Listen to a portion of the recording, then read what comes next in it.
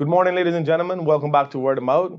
Today is the 6th or 7th, don't get 7th day of March 2025. I remind the producer earlier to put up the right date, and here I am getting confused.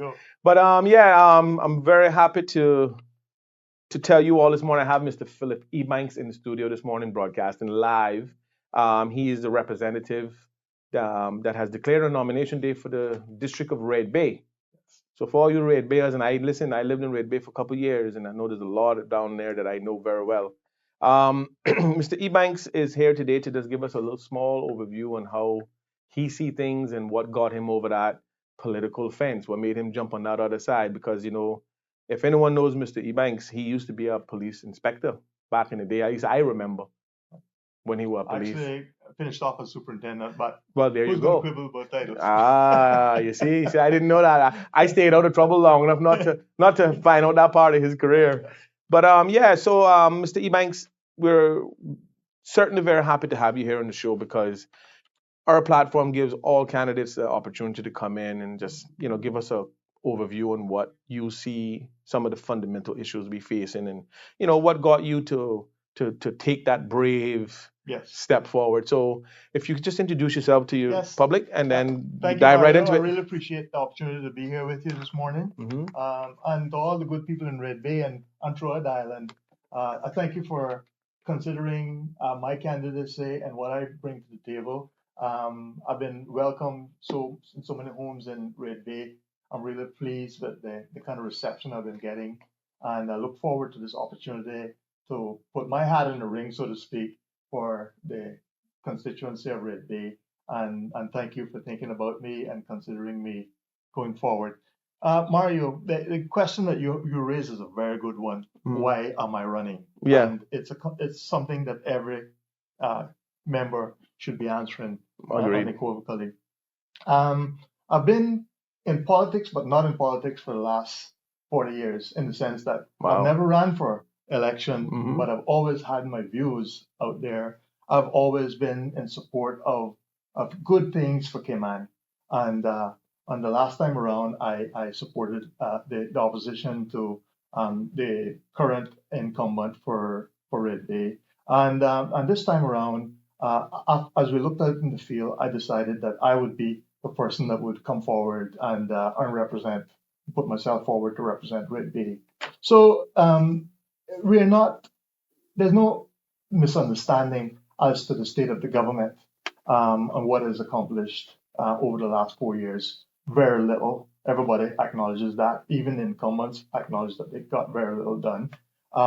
We also see the state of the country in terms of cost of living, housing, and the state of debt and finances of the country and what that means to us going forward and to future generations. Like yourself, I have grandchildren now, all right, and maybe even great grandchildren shortly. I was 61 years old. You know what happens, right? But I've never counted myself as this career politician. I've always counted myself as being a good, honest, national type of patriot for the country. I want this country to be inclusive of everyone who calls themselves Caymanian, and I want for us to go forward on that limb. We're already so splintered and split up that. So true. How is it that we can just say, oh well, this section or that section or just the 1802 people were here, descendants of 1802. Wow. No, we have to go forward and to be inclusive and try to take everyone forward and do the very best that we can for the country. Yeah, no, you're absolutely right. And a lot of issues that we see when someone puts their hat in the ring, for lack of a better term, that they put themselves forward. No, as I mentioned earlier, you got into law and you have your own little law firm going, and someone would ask the question, oh well, why would Philip leave his law firm to go run for politics? But I think you stated just now that the national importance of our island going in the right direction has become paramount to you, and you've decided. So one would say, oh, well, what experiences you bring to the table and what things, what you have to offer, or the most famous one is what you've done in the last 4 years. Yes, yes. I think, Always that, yeah, always that. I think that question is heavily lies at the feet of the incumbents, in my opinion, not some newcomer, Absolutely. because I think your track record speaks for itself. You in law most of your professional career, to the point where you got out of being a police and decided to be an attorney. That's correct. So that tells us that is a level of consistency on your behalf on what you see that you had the best to offer in that field. So, and you continue to do so. So I don't have an issue with you running or putting your hat forward personally, because you know me, I'm very critical about all politicians. Of course. And we should be. We should all be. That's right. And as you mentioned earlier about grandchildren, I don't have any yet, but I have adult children who at any point I could get that call. Exactly. So I feel your sentiment. So yeah, of course. So one thing that I know is floating around about politicians and the new people and all that, and like I said, what you've done in the last 4 years and all this other stuff, and that, oh well, you're not experienced. Exactly. Right? Yeah. And I'm saying to myself, here is a police veteran who turned lawyer, right, who have been in the streets of Cayman. I can tell her he's been in the streets of Cayman as a law, because I remember plenty of times flying down West Bay Road in one old white Camaro. I used to see the police up and down, and he was one of them. So, and Bruce Moore, I remember him. But anyway, saying all that, sir, I'm super excited to see persons like yourself who have that sort of track record, especially with law-abiding situations, putting themselves forward. Now, everybody who is a Caymanian is eligible. When I say that, everyone who is a generational Caymanian has the right to run for election, but not all the time. People just do it out of popularity as opposed to the right reason. So, what are some of the key fundamentals? I know you touched on a few earlier, but like what was some of the things that you would prioritize to say, okay, these are the things that I would like to see change or be better moving forward? Because there's a lot of fundamental issues that we face that Caymanians are struggling with. So what you see are some of the top ones in your opinion? Well, certainly, we always come back to this. It seems like every 4 years, the issues of immigration and opportunity for Caymanians, and immigration now also coupled with education, because education plus opportunity is where success is going to come in. Mm-hmm. We need to have immigration rules in a way that allow for our Caymanians to progress, have the best opportunities to progress. We need to have the education, and the two things, in a sense, sort of fit together. And that's not a magic formula. It's not a formula I came up with. Everybody understands that. Yet we still have people, our children going abroad for purposes of further education. They come back after 4 years, and then they're sitting around at home waiting on a job. Yeah. I mean, it's absolutely ridiculous.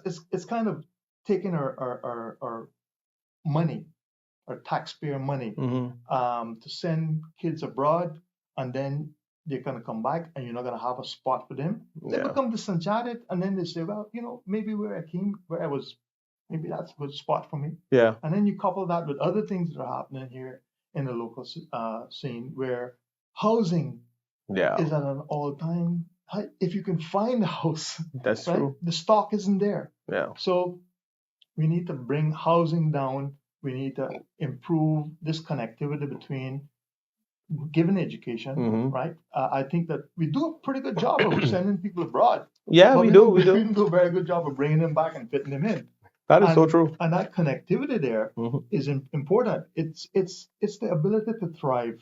You think someone goes, they get an education, they come back, they get in a job, they start to think about family. When you start thinking about family, what do you think about? You think about housing. Yeah. So place to live. Yes, and of course, couple that with things like cost of living and so on and so forth. Now, people say, well, how can you deal with cost of living, right? We import everything, Philip. How can you do it? Well, probably the best approach to dealing with cost of living is to make sure that we deal with the number one creature in the room, which is mortgages. Yeah. Right? Mortgage rates are all over the place, and by and large, we rely on a very good, robust banking system. It's worked well for us. But I think that one of the ways forward is to make sure that we have a mortgage company that specializes in dealing with mortgages and mortgages alone. I agree. In that way, what you would do is you would raise funds either by way of a bond or from institutional funds. Hmm. You'd probably be talking about somewhere around $750 million. Yeah. And then you use that in the mortgage system. But the beauty of having the mortgage company is that you could say that instead of running 25 or 30-year mortgages, you run 40-year mortgages. Right. Longer So terms, less payments. bring the payments down so that everyone can get into a decent housing. I agree. It's we talk about all the social problems that we have, and I believe in family. But if you don't have a place of stability for your Yeah. family, how can you make that work? Yeah. And the differences between doing what I am proposing and what is there right now is probably something along the lines of taking a mortgage from $1,500 or $1,600 a month to taking it down to $700 or $800 a month, Manageable. right? And the other beauty of that is this: that let's say you got a 40-year mortgage, Right. you're raising your family in that mortgage, in that home. It allows you then to think and go forward. And for those who are otherwise in the household at some point own a home, Yeah. right? True. If we have to think in that line, we have to Mhm. think about how we build wealth within a family structure. Yeah. And that home is a massive part of the wealth that we build. If you're able, let's say you're in your 40s or 50s and you get a mortgage for a home. Well, what are the chances are that you'll see out a 40-year mortgage? Mm. Very little chance, right? But you got life insurance, which will pay that off at some point, And then your kids and and your kids then can start off in a much better position than you did, yeah. because all of a sudden they start off with a major asset. I mean, this is a win-win situation for our people and progress. It's not something that you're going to say, oh, I'm going to tick the box and boom, Yeah. in 4 years. But that's the problem with some of the politics that we do. We think too short term. Hmm. We don't think about how we're going to be able to evolve and develop as a people, and how at the end of the day, the important thing, I think it was Obama that said this, so don't blame it on me. But I think Obama said that you don't words to the effect that you have to take smaller steps, but always take those steps going forward. Hmm. And so, from that perspective, you're building on something all the time Yeah. instead of doing what we have done. Yeah. I totally agree. And to add to what you just said in regards to a bank that gives out these mortgages for the Caymanian people, I think that, in order, because we are a service-based society, we don't export anything, we import everything, and we have to generate GDP. I've always said this, and I've advocated for this for years and years. We have two major pillars. I mean, one was accused of not being a pillar just recently by an economist, but tourism, as we all know, is a pillar of our economy, and I can tell you, the West Bay people know that more than anybody else, Right. right? Because half of the friends I had in high school, when I tell you half, majority of my friends were West Bayers, Yes. and every one of them had a family member that was in tour operating or dive boats or snorkeling. I Absolutely. can tell you that. So when we look at those two industries, and I'm just saying this to add to what you said about the mortgage program, because obviously people will say, well, where we get the money from to do that, Right. right? I've advocated for sovereignty for this country for the last 20 years. Sovereign fund. A Yes. sovereign fund. I've been preaching it. Why? Because whether we like it or not, we are the minority here, Hmm.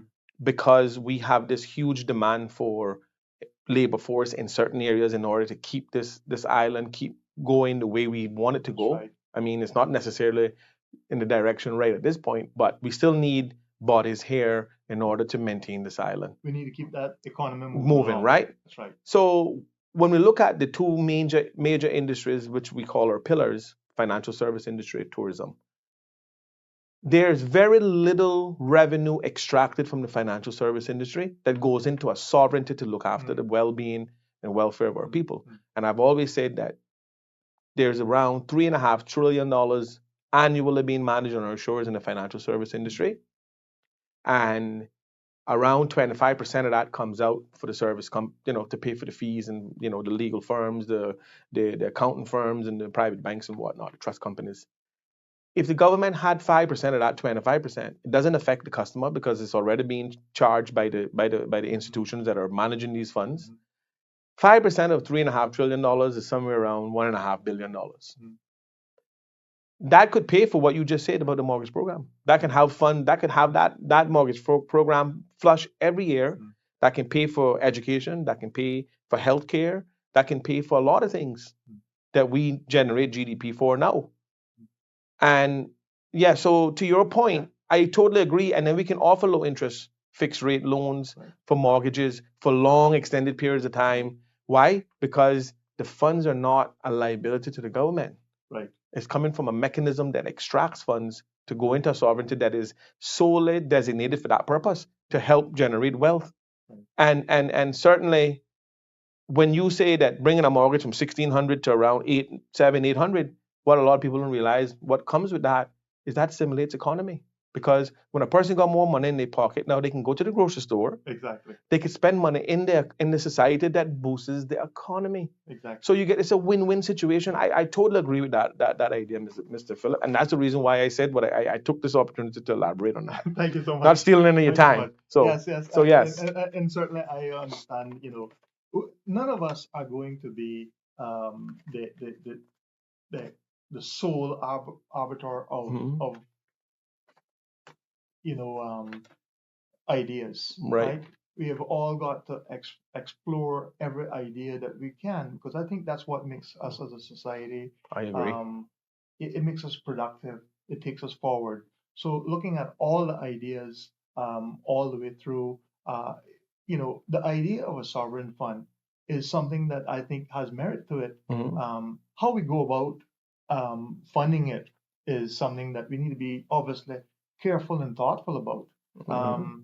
We have a very good financial services system, but We do. we are. I think that we have to be a little bit on the cautious side as to how far we go into to taxing that system. And I'm not saying that I have all the answers to everything. I'm saying that I believe that these ideas, all ideas, for adding funds to our economy, to ensuring that we have funds available to do every aspect of the things that we really need to do, need to be examined. But I'm one of those people. I've always been on a very conservative person, and by my nature, I try to look at ensuring that everything that we do is done thoughtful.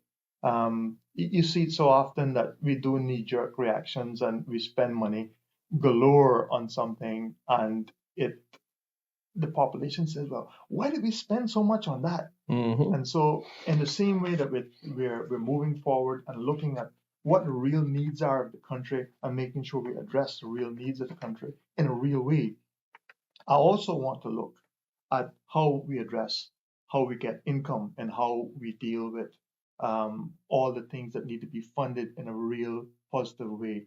And that's why I'm a very collaborative kind of person. I love to hear ideas, and I'd love to hear more on any idea that's out there. And I certainly appreciate your views, and I think that there's definite merit in looking at every idea. Yeah, no, definitely. And what I found with Cayman and a lot of the politicians that we've seen in the past, and I can speak this based merely on my own opinion of how I see it. We spent a lot of time analyzing things and very little time of implementing things. Yes. The world doesn't have any problems, Mr. Ebanks. We just have solutions that are not applied. True. And that's how I see it. But you're right. There's that. Again, some of the things that people have swirling in their mind when they see a new candidate, such as yourself and some other people, was, oh, well, will he be able to withstand, the pressures of politics? Because we've seen some quitters. Sure. Right? And someone asked me that last night about yourself when I posted up the picture of you coming on tomorrow morning. Yes. They say, yeah, well, what do you think? You think he'll be able to handle the heat? I say, you all realize this man was police in Cayman for the better part of my young childhood. So I said, I can tell you, if there's any job in Cayman that has a lot of strain, it's being a police. Because when you pull somebody over or you go to somebody's house, 90% of the time you know that person. Yeah. And you have to have And you're usually not going there because you like, that's for sure. Yeah, and 90% of the time you have to compose yourself professionally, even though that may be a schoolmate. True. You know, you have to say, look, you know, I'm not here as friends, I'm here as an official business. Exactly. So again, I that's where I draw from when it comes to you individually, because you're one of the few ex-police that are running for this election. That's correct. So that's why I say, well, and I got a sign in my yard that say we don't vote for quitters. So I agree. So I can defend certain things based on how I see it. So I'm happy that we have some people, like I said, everybody is entitled that is a Cayman to run, but I'm happy that we have some people that actually have some background and gives you a little confidence. Yes. So, you know, I prepared, obviously, I tell everybody that comes on here, I prepare a couple of questions that I want to ask, because I think and this is based from feedback I get from the public. Of course. You're absolutely right. That's why we're here. Yeah, Mario didn't sleep these and dream these things up, you know. Yes. People like, Mario, you gotta ask this question or find out from this. And I'd be like, yeah, no problem. I'll make a note of it. And if I had all those questions, we'd be here till next Tuesday. Of course. Because that list would be out through the front door. But I summarize it down to a few questions, 5, 6, 7 questions, and that's it. But and I can tell you, the fact that you sitting in front of this camera on word of mouth already demonstrates your level of bravery. Absolutely. Yeah. Right. I mean, I've seen your show, I've seen other shows, but yeah, I'm always appreciative of the opportunity, Mario, to be able to come out here and to speak in this setting, to talk about the things that I'm passionate about, and to also really answer that question that you just asked, whether I'm a quitter. Well, yeah, I think that people that know me as a person who stands the test of time. I spent over 22 years in the public service, just about 2 decades in the police department. And if you're talking about someone who has had training in diversity, that's me. I've spent so many times in places where you're not expected to be, and kind of in a sense like where I am right now. I have a good, strong family support unit behind me. Yeah. I think that anyone who attempts to do this and doesn't have a family structure, I think they're really in trouble. Really in trouble. If family is critical to this and you don't realize it, you might not realize it. You put your hand up and say, I'm running for politics, and then you'll see what kind of family you have. Yeah. And I'm so proud of my family that they're there by me, with all the reservations that we started, because they said, Phil, is this really what you want to do? Are you sure? Yeah, okay. I can imagine. Said, you know what? I feel that the opportunity and time is here to do something about it today. I'm 61 years old. I don't plan to be a career politician. Right. I want to come in. I want to do something for my country. Have an impact, make a change. I want to have an impact, and this opportunity is an opportunity I see that I think that I would be able to make an impact. Yeah. And that's what I'm all about.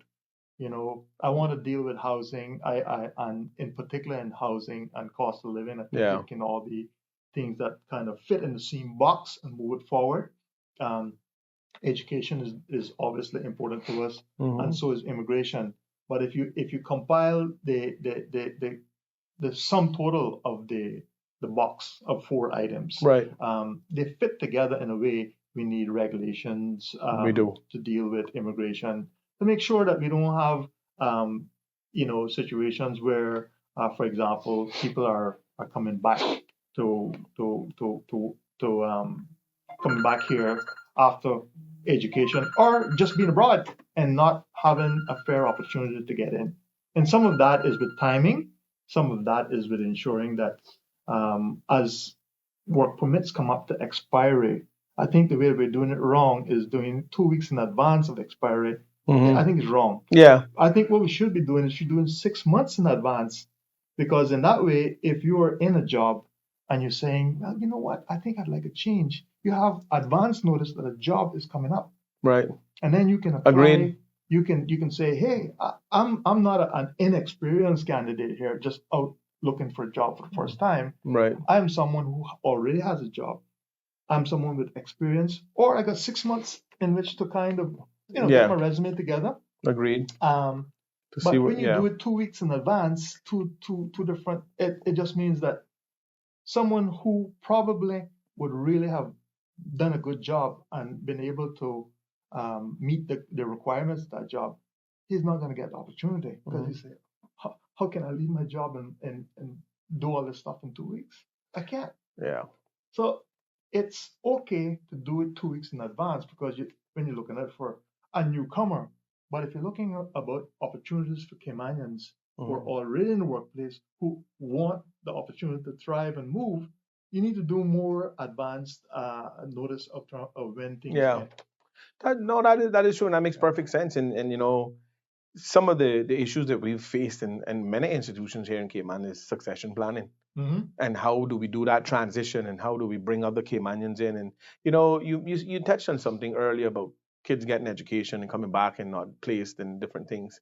You know, I a strong advocate for let's fix the system, because if we keep sending our kids abroad to get tertiary education, come back here and they're being marginalized and not being able to position themselves where they can participate and contribute, we're just building a elitist society. Absolutely. Right? We can just have a pile of smart, educated children who are going to understand that, okay, my country don't really have much to offer because they don't need me there. Yeah, so I may want to be exploring the possibility of going somewhere else, and in some cases, some of them don't even come home. That's right. They let's face it. If you're abroad for 4 years, you forge different relationships. You do. And maybe you find someone who is going to be a spouse or just a friend in a friendly place. And if they're saying to you, listen, I'm in a country where they really appreciate your profession. That's right. Okay, I'm in a country where you'll have no issues with housing, where cost of living is going to be. Yep. Then you're saying, well, this is a real option. This is a real option. Yep. Right? And that's not what we want to do. We send people abroad for further education because we want them to come back. We want to make sure that almost like you want to ring fence them into coming back it is so to serve true. their country. And we're not doing that. It's like it's a real disconnect. A real disconnect. And we need to fix that. And then when the kids are away for extended periods of time, they already come accustomed to being away from home. So they've passed that hurdle. That's right. So then they start looking at the practicability and the financial, gains and pros and cons. Because if you look at some of the individuals who have stayed abroad and you analyze their reason, which I still think we should do a proper survey. Like we get that number because we know we have a good idea and have a firm grip on what that number is. I really think if we did a survey and get some feedback, we should be able to put together a good idea of why our kids aren't going. Now we may assume by the obvious cost of living, not being able to get job placements and different things. Those things may be huge contributing factors, but there may be something else. Yes, and I'm sure there are other reasons involved in those. Those would probably be the more obvious things that we would look on as I mean. My daughter came back from Canada doing a dental hygienist course. It was 18-month course. Wow. I know, she was able to find a job and get a job in that field within about 5 or 6 months. And she's one of the lucky ones because others stay out there for longer periods of time. Right. And I know that from talking to her, it was one of those things. She said, that when I'm qualified, I've done everything that I can do. Right? I'm balanced, and of course, the other thing that I want to say to Caymanians everywhere, and I want to say this definitively, be advocates of what your family need. So you have to get everybody on board to go out there and call the people that are in the positions. Right? We shouldn't have to do that, but we also have got to remember that advocacy at a family level is key. Is very, very important. Now, I want to fix these things more systematically so that you have this connection between the scholarship and immigration and the rules, so that when people are coming back, immigration is aware that they're coming back. Yep. Right? And let's take education, for example. We need teachers. We really, really need teachers. We do. And you have people in the same shoe coming back and from 4 years of schooling, and they're sitting there waiting, And nothing. and nothing. This is a systematic disconnect we need to sort out. You, So these are things that take real effort and real perseverance, and that's where I come in. yeah. I don't take no very easily. Mm-hmm. I want to move things along positively for my people, my Caymanian people. Yeah. Right? I'm not from anywhere else. I'm from here. Mm-hmm. Yeah. This is Yeah. where I want the next generation to be better off than this generation. And Yeah. that's what I'm fighting for. Well, and I will say to that, some of the issues that we're facing when it comes to job placements, Mr. Ebanks, and I can tell you this because trust me when I tell you I've done the research and I found the smoking guns Mhm. and I see it. The problem is that the government knows it too. But here's where their hands are tied. Mhm. Because we have failed to put proper policies and legislation in place and change the paradigm structure that is in place now that creates this marginalization that happens to Caymanians with qualifications that went abroad. Here you wanna know what stops that?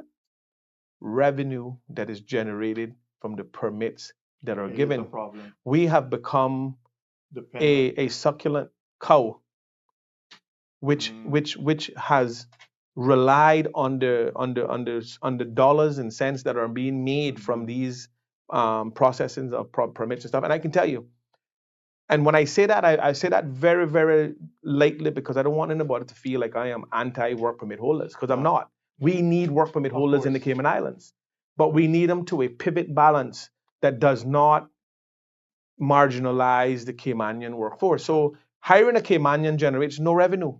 Of course. Hiring a foreigner, and when I say that again, very loose, very, very lightly, I'm not saying foreigners are our enemies, because they're not. No, they're not. What I'm saying is that when we hire someone that's not from here and generate revenue from it, you got to remember when you go on the ESO website and you look at the statistical office numbers from work permit generation, it is a significant part of our GDP. It's exactly, yeah. So It again, makes it very important, doesn't it? exactly. So when we see Caymanians applying like for the dental hygienist job, Right. like your daughter, I know I've been to Smiles and I've seen 7 work permit holders answering the phone in that industry. And I've always said, why aren't more Caymanians getting into dentistry? Because it's so many people working in there, and the pay is really good. That's right. It's a great entry level job. Exactly. And I just use that as an example. So to your point, I think we need to fix the system. Exactly. Right? And job placement have to be top priority. Exactly. Right? Yeah, government scholarships has these stipulations that if you spend 4 years, you come back, you got to work with government. Okay, I get that. But government shouldn't be the dumping ground for our smart, educated children. We have a robust financial service industry that boasts one of the top tier services in the world.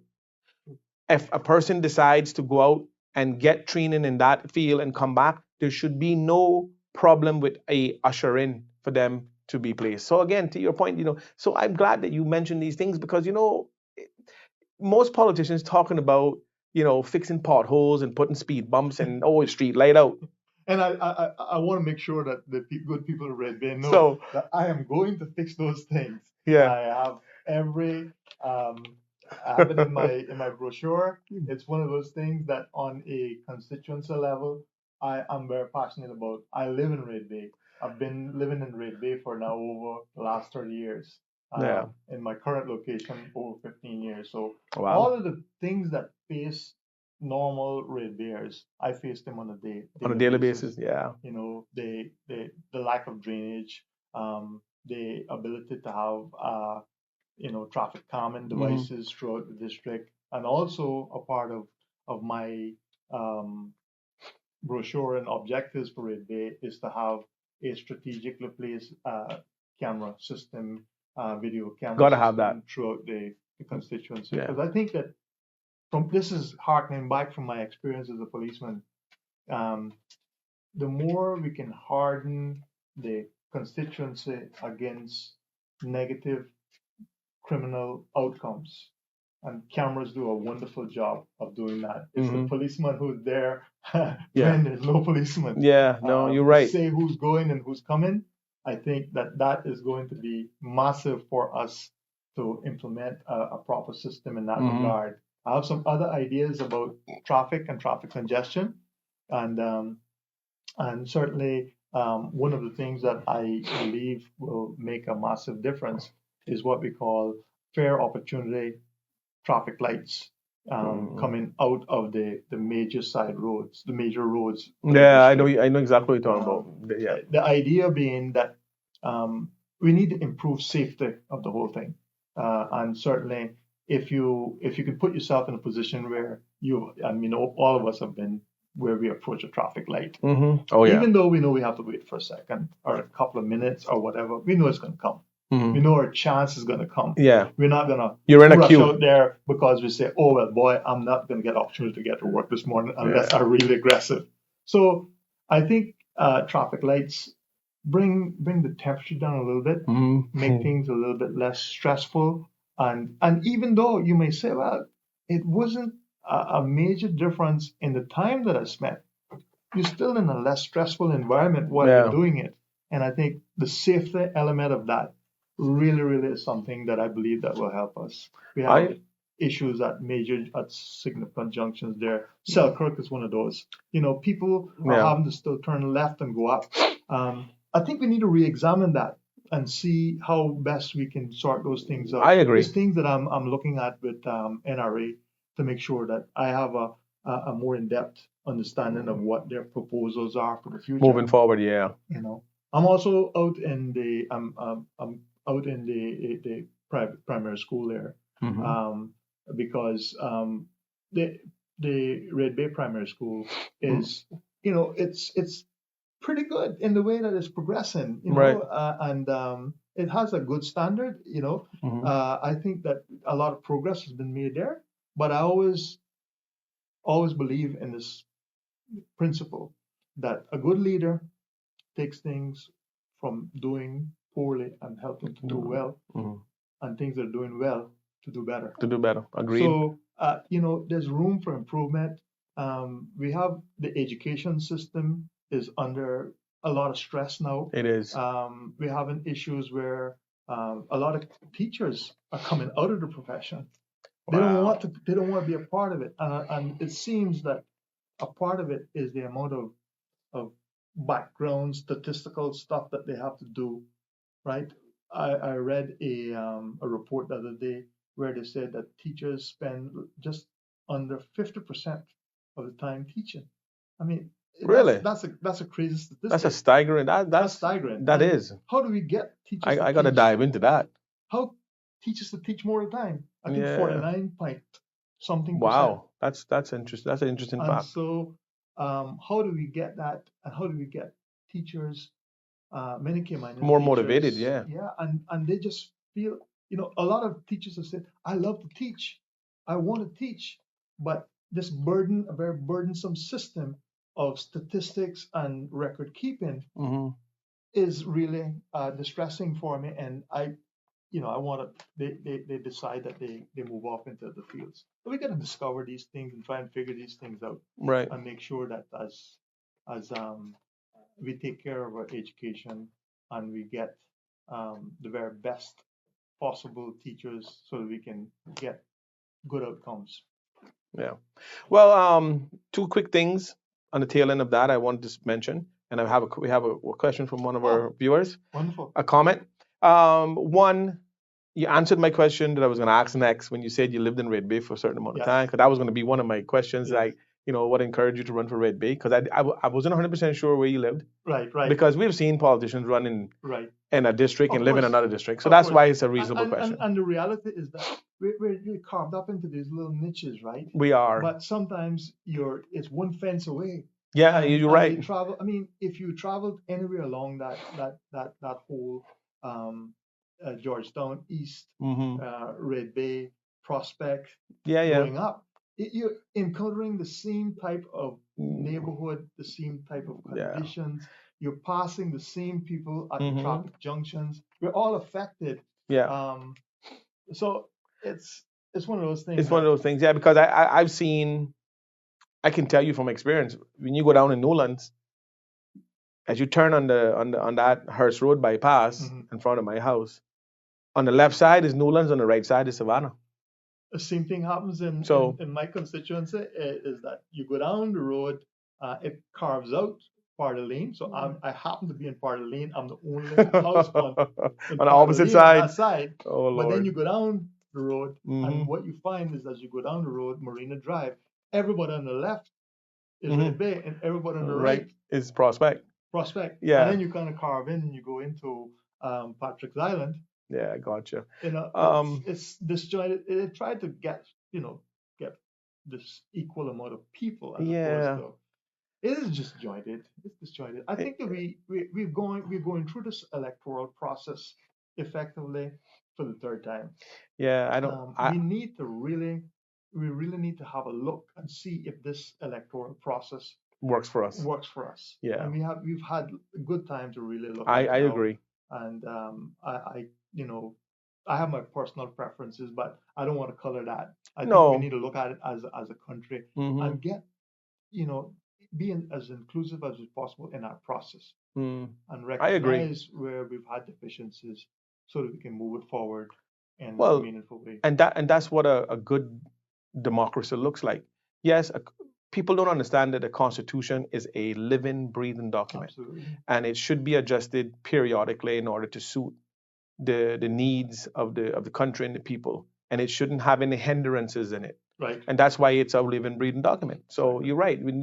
We had enough time to look at this thing. Exactly. I feel that it has segregated Cayman more than it ever been. But again, I'm going to address one of the questions from one of our viewers, Sure. and it's directed to you, obviously. Sure. One of the questions in the comments said, as a voter, what is your vision for the next 4 years, and can you take responsibility for any possible failures along the way? Absolutely. Let me start with the last one because I think that's the important thing. Mm-hmm. We need to take account and responsibility for things that we fail on. Right. You know, Agreed. as we've gone through and looked at just the last 4 years, one of the things that gripes me personally is the lack of taking responsibility. You know, instead of saying, "Hey, we've pretty much failed. We've pretty much failed on almost every level. There have been bright spots here and there, Mhm. but as a government, there's been significant failure. Instead of taking responsibility, politicians tend not to want to do that. Yeah. But if this had been a multinational corporation or even a local corporation, There would have been some head rolling. there had been some head rolling here. Yeah, you're right. And you would be taking account for it because you'd be up there looking at another job, right? Mhm. So I like to answer that question first. I absolutely expect and intend to take responsibility For everything. for my role in this endeavor. It's where I've always been. It's where I've always acted. You know, whether it was as a senior policeman, Mhm. if it came in and there was an issue, I needed to take responsibility for it. Yeah. As a lawyer, to my clients, to the courts, I have to take responsibility. It's what I do. It's what I've done. So certainly from that perspective, it's a no-brainer question for me to answer. I will take responsibility. Absolutely. I'm not an atypical politician in that regards. I think the other end of it, you might have a reflection. Yep. The other end of it was, what is your vision for the next 4 years? Yes. Well, first of all, my vision for the next 4 years is that once I'm elected, because I'm going to say once I'm elected, Yeah, because then absolutely. everything starts from that point. That's right. I first of all will be involved in selecting the next government.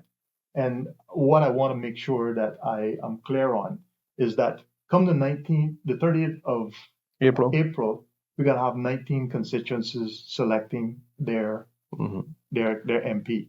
And then at that point, the MPs will come together to find out and confirm and decide who the next government is. I have a set of priorities there that I want to fulfill as much as possible towards determining whether I'll be a part of the next government, right? At that point, that is a certain trajectory there. Because if I'm a minister, then there's going to be ministerial responsibilities Right. that I have to deal with. However, I'm not adverse to being an MP, Mm. independent MP. Right. I think that a lot is to be served by having an independent voice on the Agreed. backbench to shine a light on government. And Yeah. I have no issue with that. I'm not here as as someone who has this ultimate ambition that I'm going to be a minister of government. Right. That's not what I'm about. I'm here about trying to do the best thing for my country. And sometimes the best thing for your country and for your constituency is to be on the back bench where you Yeah. can shine a light on That's what's true. going on Mm. and make sure that Checks and you. balances. That's right. I mean, let's face it. If you elect a party candidate, a Mm. part who's part of a candidate, Mm-hmm. he's going to be ineffective. The reason why you do that is because you're kind of bound within the Right. party's philosophy, the Mm-hmm. party's culture, the party's set of ideology. And sometimes that is not necessarily productive in terms of really getting to the root of things. True. I think independence, strong independence on the background, on the back, will make a massive difference to the Mm-hmm. overall way that we govern. You need people who have a good thought process, people that can come. If you ask them a question, they're not going to say, "Oh well, let me ask what policy 202 is." Mm-hmm. Right? True. Yeah. I'm an independent thinker. Yeah. I'm a person I have a definitive background in law. I have 20 years of experience prior to that in public service. Mm-hmm. I have a really good grounding, I think, to bring the issues of the day Yeah. to to the government or for the government. Mm-hmm. And once that is determined, then we'll determine where I'm going. Right. That's on that level. Of course, within the constituency of Red Bay, I have some personal goals in there that I Mm-hmm. want. Exactly. Because you live there. Right. Exactly. And Yeah. that's why, listen, first and foremost, if the good people of Red Bay decide that they don't want me, then it's all finished, right? Exactly. And certainly, in terms of how I would perform and what I would do in Red Bay, Right. I've made two promises that I'm definitely going to fulfill in the first 100 days. Yep. I'm going to have a constituency office within my constituency, Absolutely. right? I'm going to have form a constituency council within that district to Yep. help take us forward to determine exactly where need is in that district. That's right. One of the sad things that we have, sad situations that we have, is that here we have a constituency which has been a constituency for now approaching the balance of 8 years. Mm-hmm. And the new MP, whoever that is not going to have any kind of a register, any kind of Nothing to go from. nothing Yeah. to go from. That you right. You're going to have to develop all of that. Yeah. When I leave, That I would be will in place. that will be in place for the next MP That's because that's what we need to do. We need to think outside the box. First and foremost, you need a place where you're an office where even the people who disagree with me politically, I'm their MP. well. I got to provide for What? them. Yeah. And this idea that you'll have it tucked away somewhere where only your supporters might feel it's comfortable. Yeah. Yeah. You want to have independent, open. The government's paying for this. Mm-hmm. Why don't we have it? We must have it, and Yeah. I will make sure it's done. And you know what? I'm so happy to hear that because we've heard a lot of people blow that trumpet and it didn't happen. And one of the questions, one of the other questions that I was going to ask you, this person asked, so I'm glad they covered that transparency and accountability. But what I'll ask you here, addition to what I have on this, you see, Red Bay have quite a bit of candidates running, right? Yes. And right up until, and I can tell you this personally, behind your back or before your face, right up until you declared for Red Bay, I was a little weary. Not that I'm not trying to discredit anyone. Mhm. It was only because I hadn't heard anything from anyone in that particular area at that moment that encouraged me to say, man, this is something we can look forward to, kind of thing. But my question is this: is that if you are successful at the polls, and I hope and pray that when the horse trading starts, for lack of a better term, when they form in the government, that you're considered to be, in government, whether it be a ministerial or a junior minister, whatever the case is, whatever your responsibilities are. My question is this: if you see some merits with some of the candidates that ran in this election, young or old, whatever, if you saw some merits, would you be willing to incorporate some of their ideas along with yours? Because at the end of the day, they're still a part of your community. Yes. And I know that some will say, "Oh, well, you can't go help your opponents because they might run in the next election." But you said something just now that really blew my mind, and I'm happy that you have that because I've been advocating, and a lot of other people have been. You heard what you said about that office, and that if you are successful or and you go in, there's nothing for you to work with because they haven't set it up. But you're going to ensure that if you're successful, you're going to leave it, and you didn't mention the words. You said I have it set up so that the next MP. That's correct. And I'm saying to myself, that's a law. That's a very mature thing to say, because Well, maybe it's mature because I'm a mature person. exactly. 21 years old. But that- So but one of those but things. sometimes maturity don't have an age either. Yeah, I was. But that's being a little bit that funny, but that's yeah, that's a very absolutely. meaningful thing Yeah, to say, man. I mean, yeah. because I don't hear anybody as an incumbent saying that they're leaving anything for anybody Right. to build on. Of course. And of course. that is where we have fallen flat of our face, Yes. is because we go into politics and we look for these political emblems to call our own. Mhm. Oh, we were taking ownership. Oh, Philip not getting that because I built that. That really irks me the wrong way, because at the end of the day, the objective is to do what's best for Cayman. Whether you're in that role or you're not in that role, right? To be supported. So I appreciate those sentiments, Mr. Ebanks, for me personally, Thank you so much. because I want to see that level of thought process. Because if we had that, because we work on the Westminster system. Of course. So what one politician do in this term, the other one that comes in can undo. Of course. But if there's merits to what they've done, you're not going to be seen as a sellout by taking it and carrying it to the next level. Exactly. And that's what. For example, one of the things is a register in your constituency office of where the people are that need help. Correct. Who do we have to try and find and locate in a time of emergency, because we know that they're going to need help. That's right. That's key. That glue between the MP and the constituency council and the individual out there. Right. I think that's so important to doing the job. So if you were the incoming MP, why wouldn't you want that? It just makes sense, right? I also wanted to say one thing, Mario, if I may. Of course. And I want to make sure that I'm very thankful for express my thank you to all of the persons who are running for MP for Red Bay.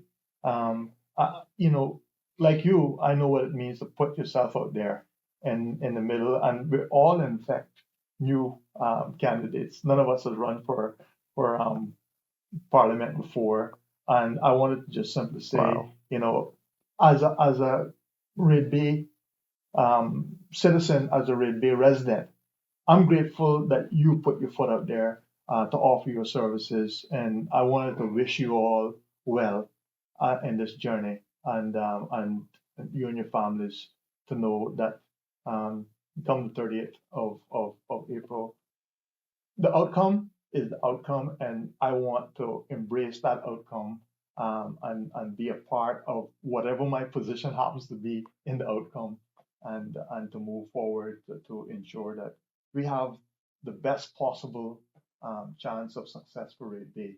And I wanted to thank you, and God bless. Mr. Ebanks, it's hard for anyone to top that, because let me tell you something. I've been messing around with this studio for 4.5 years, and I've seen a lot of different things come from all sides, and very rarely you see someone with the humility to say that that whether or not you're successful, you're willing to be a part of the solutions that moving forward. Yeah. This is where we've become so disconnected. We've made politics create all these divisions, and you just touched on something again. Like I said, I pay close attention. Regardless of what happens, you're still a citizen. You're still a person that lives in Red Bay. That's right. And whoever's successful, you want to be at least knowing that person is capable and you have access to them, and you can help the process. To be that person. And it couldn't come at a better time. We're wrapping up now. It's almost 10 o'clock. I didn't limit Mr. Ebanks any time, but we just have someone else coming on. So It's what it is. it is what it is. And I enjoy this conversation so much. And Plus, it's very important to me. I have to get back out on canvas because, Of course, of course. irrespective of what people say about social media, the bottom line is It's when you walk face to into that face. house, okay, Thank you. and they say, like the other day I had, So true. I went into to you see names on an electoral list, and it's Tom Ebanks, let's say. Yeah. And I'm not going to call his name because that would be unfair to him. Yeah, right yeah. there. But I walk into his house and I see Tom Ebanks. Which Tom Ebanks is this? I'm an Ebanks. He's an Yeah, Ebanks. yeah, But yeah. we'll talk open. And he looks up and he says, "Oh, it's you, right?" But interestingly, one of the things that came out of that conversation was that Tom Ebanks was actually he's a Honduran Caymanian Right. person, Okay. right? And he said to me, before I even started, he said, "Mr. Phil, don't worry, you already have my vote." And I said, but please, let me just tell you a little bit about me. Exactly. And he said, what you don't remember is that when I came here 30 years ago, right, I couldn't read and write English, and I couldn't do my tests. And you were driving exam at the time, and you said, "Don't worry, I'm going to ask you the questions." So I asked the questions and write it down, and he passed his test. Right. And all this time, these are stories that I have. And honestly, I'm not that kind of person that has that kind of in-depth memory. Yeah. On things that have gone. I tend to remember when things go wrong Yeah, rather yeah, than when yeah. things go right. And because I believe that you need to try and improve on when things go wrong. But when things go right, you say, "Well, thank God." Yeah. And it's just interesting when you walk into a home Can in you the same imagine? constituency, and people have that, they resonate with you in that way. Yeah, And yeah. I was just like, It's only then you realize how small this world really that's right. is. And you also realize what it means, because I've been an attorney for 20 years. And 20 years before that, I was a civil servant. So people are talking about things that I did 40 years ago. Yeah, but I'm like, wow, but that goes to show you that you should always be kind to people. isn't that right? You imagine? Isn't that right? All this time passed, Right. and he's gonna now return the favor. Right. Well, yes. Oh, but that's good karma. Yes. That's the epitome, poster child of karma. So again, you do good follow you. And I intend to keep doing good. And that should be it. And if there's anything else that you want to say before we close off the segment, I'm so mesmerized by the idea that most of the questions I had to ask you already touched on. Thank you. Inadvertently, which means this is something that you're obviously passionate about, something that you've thought about, something that you have on your forefront of your mind. So, it's really important. It gives us a rare opportunity to see that side of a potential candidate that you don't normally get to see, because people will see on your posters, like you mentioned, you got social media and you got this, but that personal experience, face to face, that brings a whole different dimension of the perspective that you have on a person. And I appreciate you coming in today. I really appreciate you coming in today, because I had an opportunity to know, because I have a totally different view on because if I win Red Bay, and I haven't listened to the rest of the candidates yet, but at this particular moment, my vote would be for you until I hear everybody out. But again, take this opportunity to address your constituents in the Cayman Islands and introduce them to the candidate for the Red Bay district. Thanks a lot for considering me, Red Bay. I've had my candidacy brochure out there. Many of you have seen it. There's a piece in today's paper, the Caymanian Times, about me and about what I stand for. If you don't know me personally, you probably know someone who knows me, and that's an important thing, because I believe the one of the fastest and best routes that we can know and learn about people is by speaking to other people who know them. It's your neighbors who will have met me at some point. Maybe people in other constituencies, because we're voting in Red Bay, but I remind that it's a segment of Cayman. It's a small segment. It's 1,430 voters, and overall, at the end of the day, we're just a small microcosm in a larger population of somewhere around 26,000 voters, Mm-hmm. representing 40,000 people. Where effectively, when you look at the overall population, we make up about 40% of the actual population. So 60% of the people are going to be Yeah. people who are here in work permits. Mm-hmm. And in that sense, we're obviously in a position where we fit in kind of in this system. We are in control of the voting. We must do that with great responsibility. And I say the great responsibility is to our entire population because everyone here who's a Cayman deserves the opportunity to thrive. Everyone who's contributing to this country deserves our respect. Agreed. And when you put those two together, the only thing that you can come up with is how do you bring people together to move us forward? As I've gone through and I've had the opportunities to canvas, so many doors you knock on and people come out and say politely and say, "Oh, I don't vote," right? Yeah. Because they're not voting. Yeah. But here's the thing: is a key to this whole thing is that if you're representing a constituency and within a set boundaries. Right. You've got to do everything you can to make sure the whole of that is dealt with as fully as possible. I mean, if you have a hurricane tomorrow, are you just going to go Whether they vote or extract? not, they need. Are you going to extract just only Yeah. Cayman voters and look around and say, "Oh, you're Yeah. not a"? No, you gotta do what's in the best interest of the whole Yeah. of the constituency, and that's the kind of thing that I've said. They said, "Well, I'm not voting." I said, Yeah. "Take my brochure anyway." I have a brochure in which I've set out Yeah. my the objectives that I'm Right. proposing to. So your manifesto. Yeah, Well, I think people or you don't people call yours can a. call it a manifesto if Okay, they got like. you. The All right. reality is that if you think and talk in real legal terms, it's not a manifesto. Got It you. is it is You're it's speaking kind of from a the lawyer brochure side of a your brochure of objectives, I of think is what it objective. is. Got you. Got you. Candidacy Fair enough. brochure. The closest that I've seen to a real manifesto, to be frank with you, is Wilson Anglin. He Yeah. has a real manifesto, and Well I done. take my hat off to him.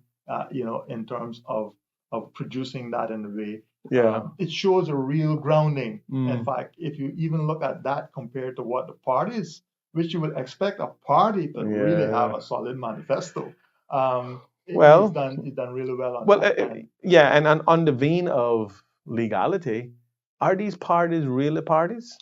Because they what's the didn't. question? I didn't see no conventions to nominate candidates. I didn't see any of these things that Yeah, a real party consists of. But again, I won't be a stickler on any of that. of course. But certainly I agree with you. Ralston is properly organized and he has a very good manifesto set up and all that. And Ralston should be on the show in the upcoming days. So, Yeah. but again, Mr. Ebanks, we thank you for coming on We here. have a lot of bright lights. We have a lot of bright lights Yeah. out there, I think, that are going to help us to find a way forward. I agree. And I think while we are anxious for things to happen, we always want to have this vision of exactly what's going to happen. Unfortunately, we don't have an electoral system that does that. That does that. I think at the end of the day, the voting public will be serious and thoughtful about it to the most extent.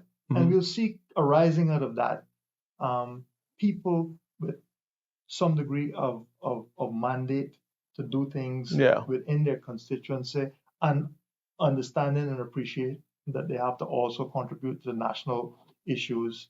And out of that, I'm very, very, very confident that I can participate in that. Participate in that by looking at seeing where the bright lights are and finding a common thread in terms of the things that I have as objectives and the things that they have as objectives. Yeah. If you look at it on a national stage, we're not really offering, or most people are not saying a lot of different stuff. There's not somebody saying I'm a socialist or I'm a communist. No. We're kind of all in the kind of middle, and it's about how do we bring about the outcomes. And so I'm confident at the end of the day, I believe that there's not one of these parties that would not welcome me as a member, as well, or maybe not as a member, as a part of the but government, as a part of the government. which yeah, So the future looks bright. I yeah, think that for us as independents, there's so many good independents that are definitely going to be going back in. yeah, yeah. That at the end of the day, what we can do in Red Bay is simply to elect the best possible, most competent and capable individual, and then let that person go forward to help to choose the next government. Agreed. Thank you so much, Mr. Ebanks. We really appreciate you coming on the show. And again, I think the Red Bay audience has a good opportunity, had a good opportunity to see exactly what you're about. Ladies and gentlemen, this is Word of Mouth broadcasting live from our studios.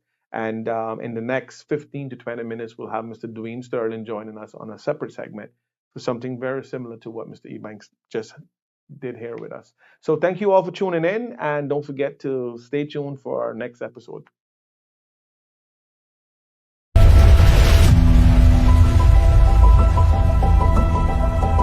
We got to break Cerebra up. Cerebra is a cartel. We have to own our grid because we paid for it. You had it too long. That's number one. We need to control the purchasing of fuel because we pay for it. We should be in charge of buying it. The fuel companies, you better buckle up too.